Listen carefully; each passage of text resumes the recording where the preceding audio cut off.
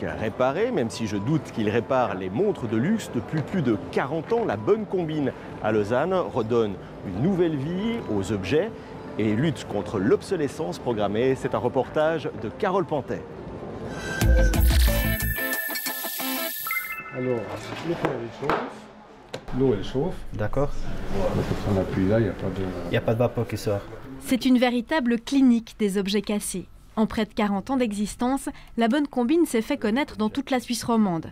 Cette cliente n'a pas hésité à faire le voyage depuis le Valais pour tenter de réanimer son mixeur. Alors écoutez, je vais juste voir avec les techniciens derrière. Ça, c'est les Kemusula qu'on ne peut pas démonter, c'est juste? Oui. Le diagnostic ne tarde pas à tomber. Malheureusement, je n'ai pas de pièces occasion et puis, comme je vous ai déjà dit, c'est irréparable. On ne peut pas réparer. C'est quelque chose qu'on ne peut pas démonter. Ce n'est pas fait pour réparer, si vous voulez, plutôt. Ouais, okay. Voilà, désolé. Merci quand même. Alors, si jamais vous désirez acheter, prochaine fois, restez attentif. Est-ce qu'il y a de pièces détachées? Parce qu'il y a des modèles qu'on fabrique quand même qu'on peut réparer aussi. L'obsolescence programmée, c'est l'ennemi numéro 1 de la quinzaine de réparateurs qui œuvrent ici. À la Bonne Combine, on a autour de 800 réparations par mois qui arrivent, qui clients nous ramènent l'appareil à réparer.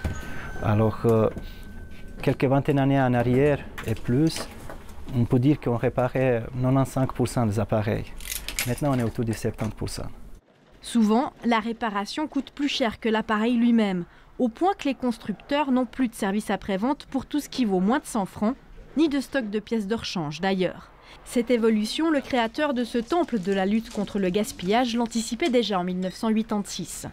Quand effectivement, systématiquement, tous les appareils tomberont en panne à échéance de la garantie, je pense que les idées vont changer et qu'on va se mettre à réparer.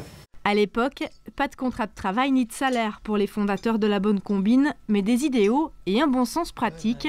Un passage au Conseil d'État vaudois et près de 35 ans plus tard, François Martalère garde espoir. C'est vrai que la tendance ne va toujours pas dans le bon sens, puis en même temps, il y a des choses qui évoluent favorablement que j'aurais même pas pu imaginer. Internet a changé considérablement la donne, avec notamment le succès par exemple de iFixit, des dizaines de milliers de guides de réparation fabriqués par monsieur et madame tout le monde, enfin des bons bricoleurs du dimanche, des pièces disponibles, y compris d'occasion. C'est d'ailleurs sur Internet que la Bonne Combine cherche un nouveau souffle grâce à la mise en ligne d'un catalogue de pièces récupérées.